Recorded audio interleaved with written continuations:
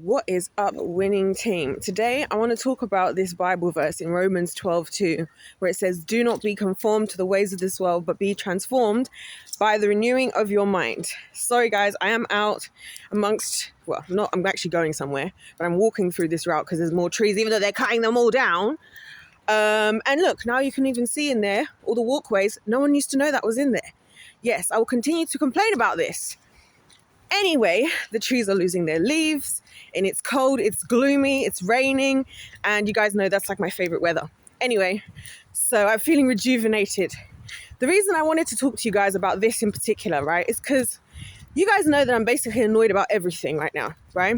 Annoyed about the state of the world. I'm annoyed about the state of the church. I'm annoyed about the education system, the healthcare system, the government, the adult population, like everything. You know what I'm saying? Technology, like literally everything. And one thing that just bothers me a lot is how, as Christians, right, we all go around saying these phrases like, do not be conformed to the ways of this world. But then we pick and choose because we are very much conformed. We don't look any different. We live our lives the exact same as everybody else. We have the same problems. We don't look any different. If somebody, people should be able to tell. There should be something significantly different about us that people should notice about our lives. And there's an example of a family on YouTube I want to do a video on, but you guys know how I feel about editing. But actually, I do enjoy editing it when it's like me trying to show you guys stuff. I do love doing that. But yeah, so this is just bothering me. Why are the trees being cut down? There's even kids walking across now in their school uniform. People just, anyway. Why do I always sound out of breath in my videos? Because I'm always rushing. I realize I need to just be comfortable with slowing down my speech. And if I have to break my points up into smaller videos, that's okay. But I am the type of person where I'd rather have it one big long video.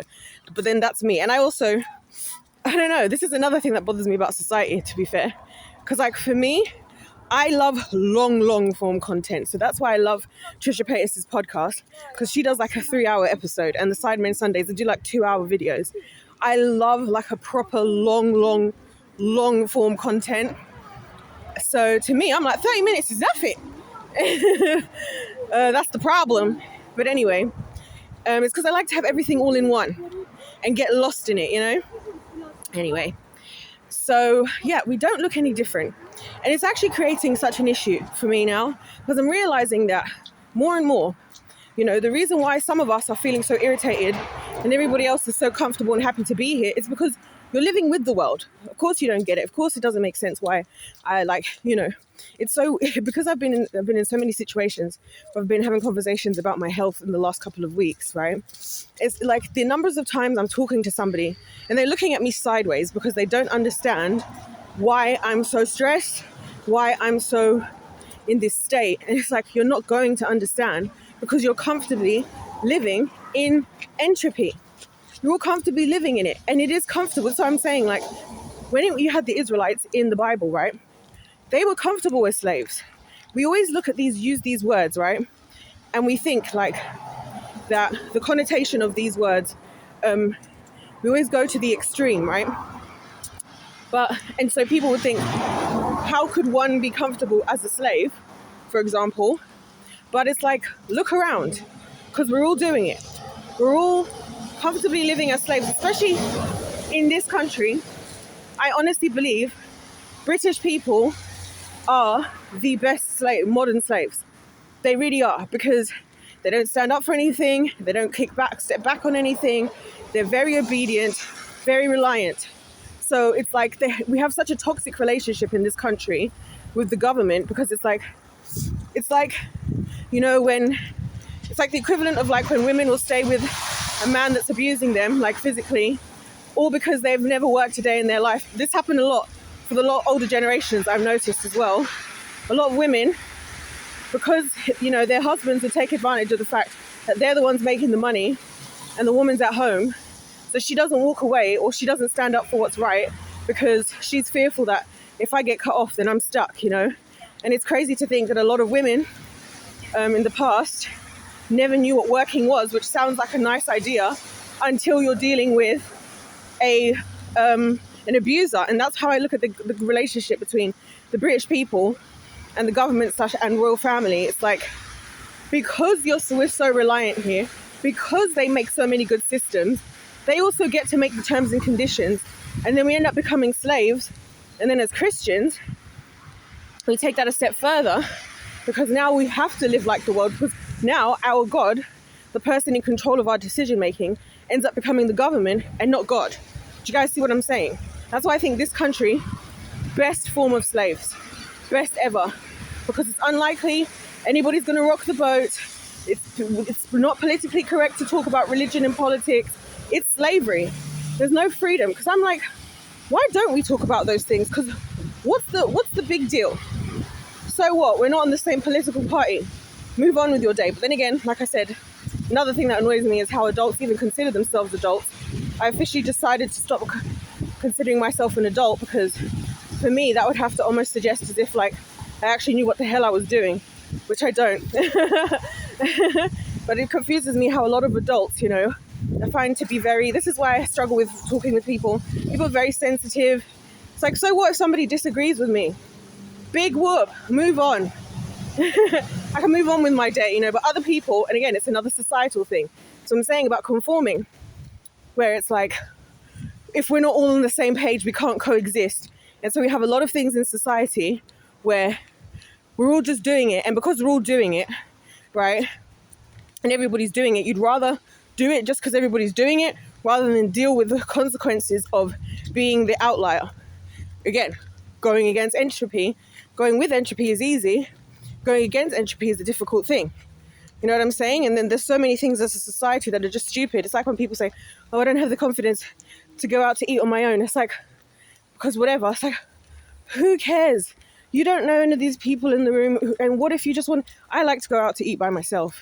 Like I've said, there's food, there's God, food, and I get to observe the Homo sapien. So I'm quite happy in that scenario. And I don't have to talk, because I actually don't prefer talking, largely because there's so many societal rules again.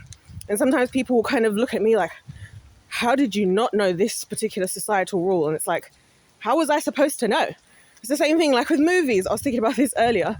There's so many movies and TV shows that people consider the classics, again, because just a whole bunch of people decided to watch it and all were followers of each other. And now there's movies, like we have all these legends of so-and-so and the legends of the 90s and the legends of the 2000s. It's like, okay, do you know how much talent there is in this world?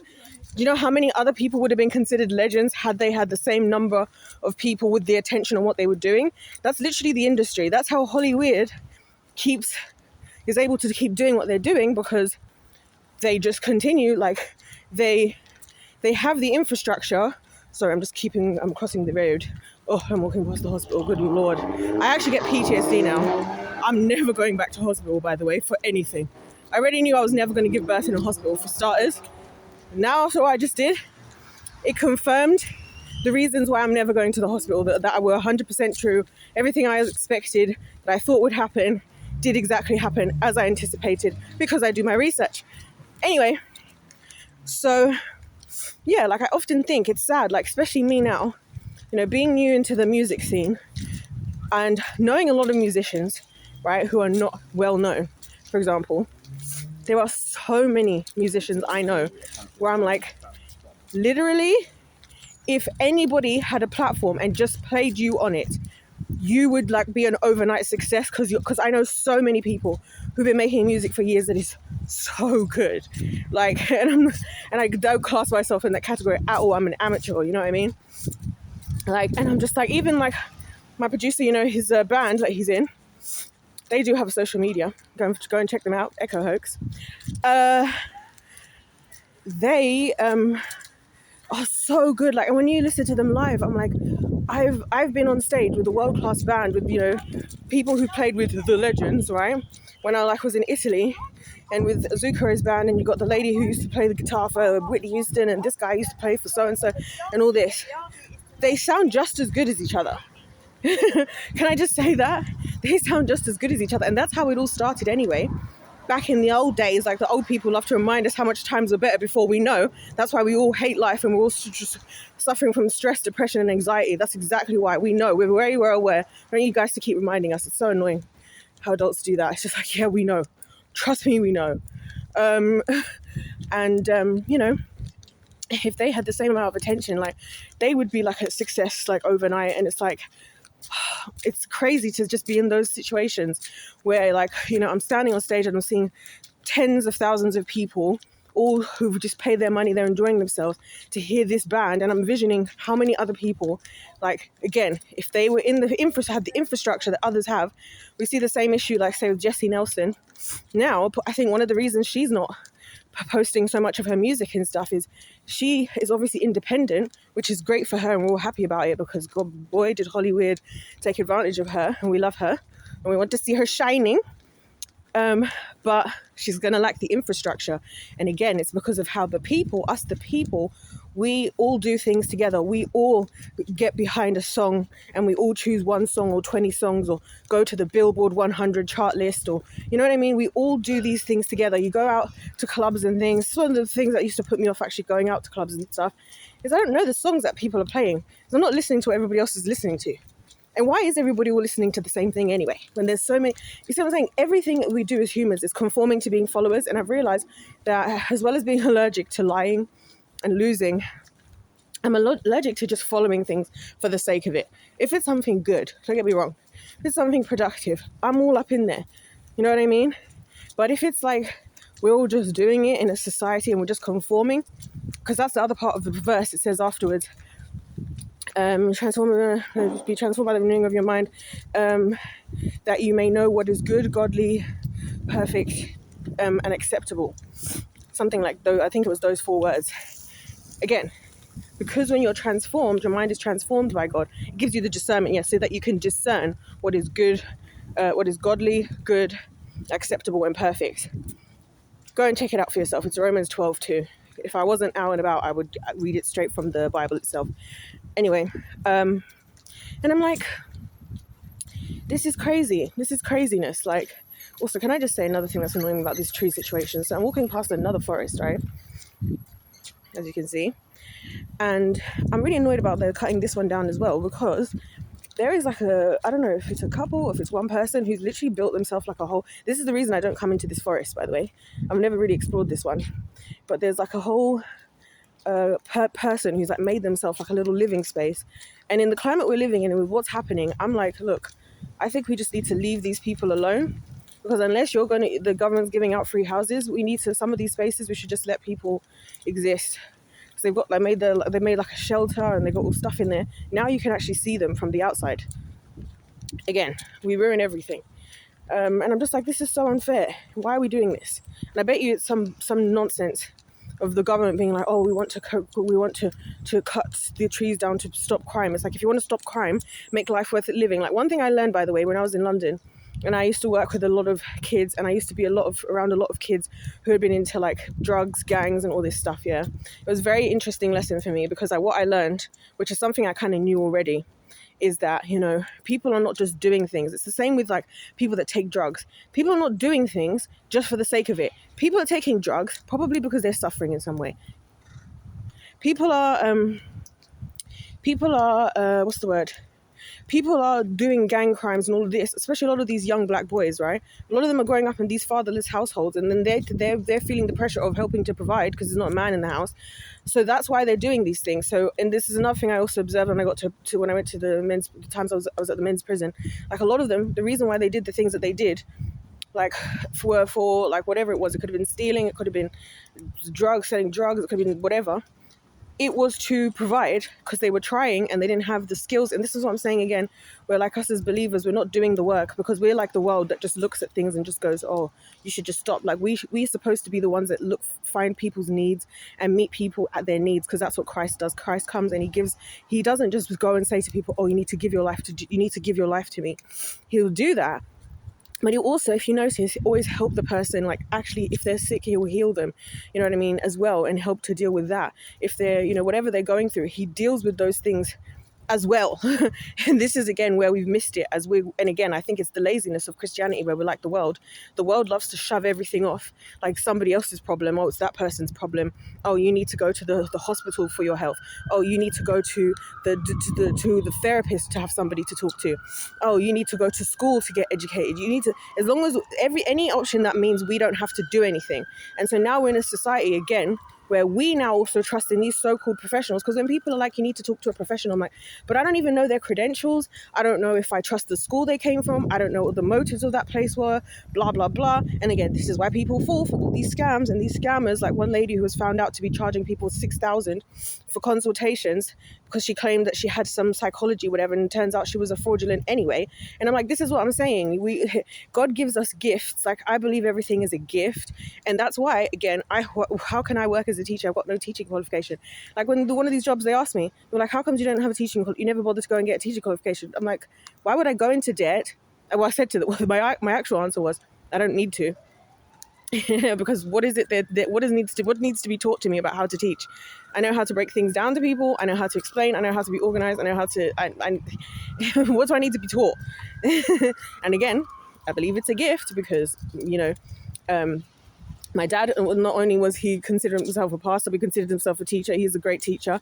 My grandparents, both teachers. On my mum's side, my mum even lived in a school. Like, it's on the bloodline in both sides of my family. So that's usually how God passes on gifts as well, is like they pass down through a family, just like trades, and how, you have a certain trade. That's why, because Joseph was a carpenter, Jesus was then also a carpenter. You see what I'm saying? Like, we're so conformed, and these are the way God does things. We're so like the world. Like, you got parents praying for their child to get into these flipping schools. Like, I'm like, why we got Christian parents, right? These are the things that bother me. Yeah? We've got Christian parents, and this whole confirmation thing and conforming. You got Christian parents are the ones telling their children to go into debt, despite the fact that the Bible literally tells us we should not owe anyone, and we'd rather be the one doing the lending rather than being the borrower, right? If we are going to, right? And that's something that, again, why we look at the state of the world, the other sector of the Abrahamic religions that's not Islam or Christianity, they did that very well. That's how they all got rich. That's how we end up with the Rothschilds and all of this, because they were lenders. They were lenders while some of us are out here doing borrowing. They were lenders, and this is why they're the richest in the world. This is why these people have money. This is why these people have power. We're out here telling these kids, like, oh, you should go to university and go into debt. You should go, when you're starting out at the beginning of your life, when you're just becoming an adult and you've got to figure everything out, go into tens of thousands of pounds, tens of thousands of dollars of debt. That's what we're praying to the Lord for our kids to get into schools that we can't even afford to. And again, God says you should provide for your children. A good man sets up an inheritance for his children's children. So that's not just having enough to provide for your own kids, but your kids' kids. Right? And not to say that you have to do it in everything. Obviously, the whole point of, growing children up is that they become independent. But the point is that you should be prepared to do it. You know what I mean? And that's the God's way of doing things. That's what I'm saying, everything. So this whole thing of adults, this whole 18 adult thing, it's like, where did that come from? Another worldly thing. The Bible doesn't say anything about 18 as an adult. The Bible simply says, the only time it even talks about moving out is when, in the very beginning, with Adam and Eve, it says, and a man shall leave his mother and father and cling to his wife. So again, all of this living alone, us all singles, I think that's, again, problematic because it opens the door for a lot of things. So that's why we have so many issues now, right? Because again, I feel like there's a lot of wisdom in going straight, like in that, and I'll never forget, there's a pastor, his name's Vlad Savchuk, great guy. And he tells the story of how him and his family, they really followed that kind of framework. Until he was adult, he lived with his parents. And if you hear his story, it makes a lot of sense why he's so good and godly and in control of himself, because he was in a framework where he was amongst godly, loving parents who were, championing him along the way. And I believe that the representation of what God is saying in that, it's like, you don't move out to then figure things out. Everyone's like, you figure things out in your 20s. No, you're supposed to move out when things are figured out, when you have a plan and a strategy. Not to go and figure things out and hope for the best and roll the dice, getting in debt, going to university. Like, this is what I'm saying. Like, all these things are the things I'm thinking about, you guys. And it's just irritating me because so much of it, Christians are the ones defending doing the worldly things and then looking at someone like me sideways when I'm like, but we're not supposed to operate like this place. We're not supposed to operate like this place. I'm here telling the doctor, I'm arguing with the doctor. People are like, oh, your medication, or take the medication, or the doctor's whatever the medication. I'm out here like, I know what I need to do to feel better. And lo and behold, I did what I did. I make my soups. I go out in nature and get a walk. I'm out in the cold. This is why I like to go out in the cold. I spend a lot of time outside. You know what I'm saying? I heard some stupid statistic. It was like in 2017, the government recommended that all teenagers need 60 minutes of exercise a day. It's like, duh, because we all need exercise. We all need to move our bodies. Because again, if we're not moving our bodies, entropy is just having its way. Then we all wonder why everybody's hurting. Their knees don't work anymore and your hips don't work anymore. The older you get, yeah, you need to use them. You need to stretch. You need to get fresh air. You need to touch some freaking grass. You need to exercise. Like, I'm not saying a heavy exercise. I love this new thing that everybody's trying to hit their 10,000 steps a day and stuff. That's enough. Or, you know, if you work in a more active job where you like walk around and stuff, it doesn't have to be go and do a HIIT class. It doesn't even have to be trained for the next marathon. But, you know, like move your body. Like move your body, get your blood going. You know what I mean? These are the things. But again, these are the things that God created us to do. These are the things that God had us doing, right? But what do? Oh, I'm going to go to the, rather than following the Lord, we're going to go to rather than going to God's pharmacy, nature, we're going to go to the world pharmacy. And now they're replacing our food. That's the other thing that's annoying me. So it's bad. All of this, it's not good for you to eat too many meats, which has been shown that high eating of red meat increases carcinogens, which I very much believe cancer was created by the devil. I'm not going to get into that today. And whatever. But eat these things that we made in the lab with all these synthetic made items with things that have microplastics in labs. Like when you've been in the lab, you guys, you understand the degree to which it's kind of heinous for you to then go and literally ingest things that came out of a lab. Because out here, the animals are eating a variety of diets. They're in the fresh air. They're moving. They're, you know what I mean? They're part of living. They're in life itself. Like I would like to say that God is in the garden. They're in there with life itself. But we're going to, and again, it's so funny, right? How science, again, will act as if like they know everything. Oh, well, these things are all fine. I truly believe that part of the reason we're having a lot of these health issues right now is because of the spike in a lot of, because I always say that with science and stuff, a lot of things we don't notice the effects until about 50 years. So what I was thinking is it was back in the 70s, because like I said, something went down around the 70s, right? A lot of things happened in the 70s. Like in those days, like when, I don't know how many years ago, but it was in the last 100 or 200 years when they started this whole breakfast is the most important meal of the day, eat 3 meals a day, because prior people used to eat 2 meals a day. Anyway, and they introduced all these items that were processed carbohydrates, right? And I really believe it's not surprising to me how many women, because I'm suffering some of these issues as well myself, a lot of us women are developing PCOS, endometriosis, and all of this, right? I truly believe we're in that 50-year window I'm talking about, where like after about 50 years or so, we start to see the real effects of things. I feel like a lot of our diseases, why a lot of people are suffering from diabetes is another one. Our diabetes is just on the rise. All these things, I believe, goes back to all this propaganda that there was. Again, largely pushed by the West, because things like wheat are easier to farm and to use. And again, they then process them. I don't know if you guys knew this, but in the UK, I believe it was in the last, I can't remember which year, but it's in like the last 5 years, that now it's by law, the government says all wheat must be fortified. So again, they're adding ingredients, fortified with what? Fortified how? Fortified why? You know what I mean? With extra whatever to boost vitamins, and they always have these reasons. Like, but you guys get what I'm saying. Like, I'm not going to keep going on and on. You get the gist. It's like they always seem to have the answers, and we're just becoming like the world. We're just melding into the world. We're just melding into the world. You know what I mean? As believers, we don't have the like survival skills. Like how many believers? It's now frowned upon in the world to do things like hunting and fishing, but that's literally a survival skill. If all goes to hell, like these are the questions I want to ask Christians genuinely. If everything goes to hell, because this is how they're going to fall for the mark of the beast. This is why I believe a lot of people right now calling themselves Christians are going to take the mark of the beast, because you're relying on the world. So when the world does, like I said, what I was describing with the relationship between the government here and the people, when the government does that here, right? When the world, that's how they're going to do the mark of the beast thing.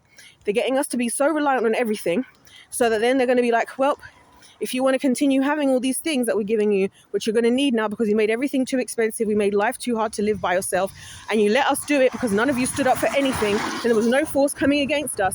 Now you have to fall and take the mark, or you're going to be screwed.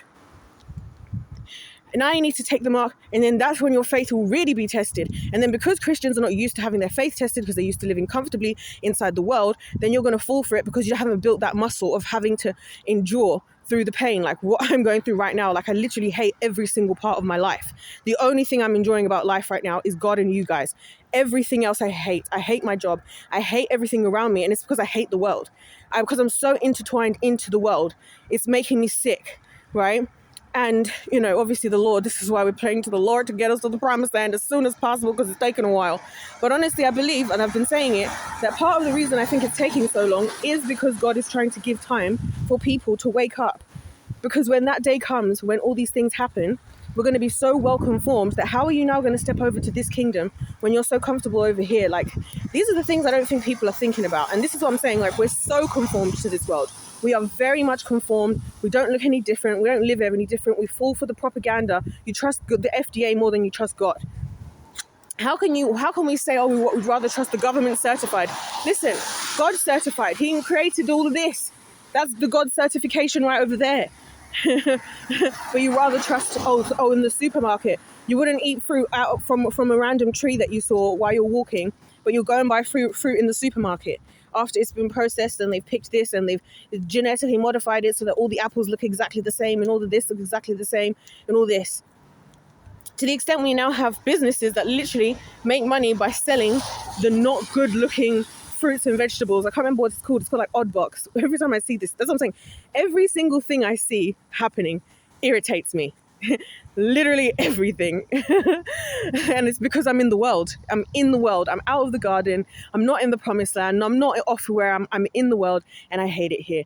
And I feel like if you're so comfortable here, it's not me who should be questioning myself. It's actually you who might need to question yourself.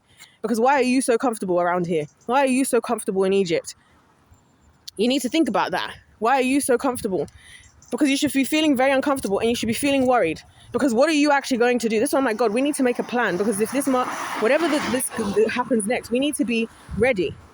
So no, it's not all fun and games, and it's not a little joke, and it's not like kiki and hee-ha for us to be living right now. It's very serious situation, because all it takes is one flip of the script from the government, right?